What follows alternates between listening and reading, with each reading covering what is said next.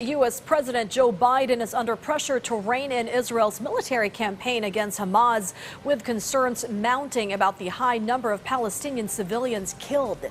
In the meantime, unverified videos suggest Israeli forces are carrying out operations at Shifa Hospital in Gaza. Cindy Sain reports. The Shifa Hospital, Gaza's largest, has become a focal point of the Israel-Hamas war. The Hamas-run Ministry of Health released video it says shows patients being moved inside smoke-filled corridors as Israeli forces raid the large hospital compound, one building at a time. The Israeli army released video that it says shows Hamas weapons and military equipment it found in the hospital. Hamas denies it is using the medical center for military purposes. President Joe Biden said that the first war crime committed by Hamas was stationing its weapons and fighters in, under, and around hospitals. Israel did not go in with large number of troops, did not raid, did not rush everything down. They've gone in, and they've gone in with their soldiers carrying weapons or guns.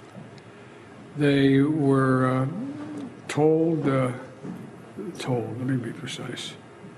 We've discussed the need for them to be incredibly careful. The health ministry says more than 11,400 Palestinians have been killed since the beginning of the war. The conflict was triggered by the October 7th massacre by Hamas, which Israel says left 1,200 dead. Asked when the war would end, Biden had this to say.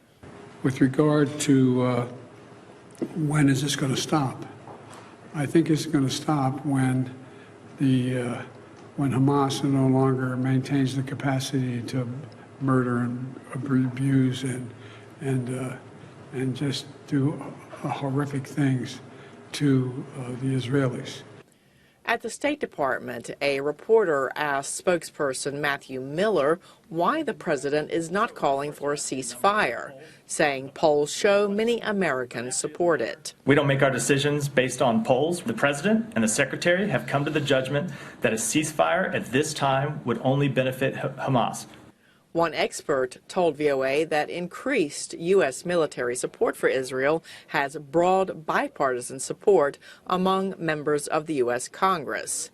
And she said the U.S. could use its leverage over Israel to reduce the number of Palestinian civilians killed, as Israel targets leaders of Hamas, which the U.S. has designated a terrorist organization. For example, one of the things that we've heard over and over again is that U.S. officials are recommending that Israel use smaller bombs that have a smaller impact on collateral damage. Collateral damage is civilians, includes civilians. Israel ordered Palestinians to leave 4 towns in southern Gaza on Thursday, raising concerns of a possible expansion of the war into areas that Palestinians from the north had fled to for safety in recent weeks. Cindy Sain, VOA News, the State Department.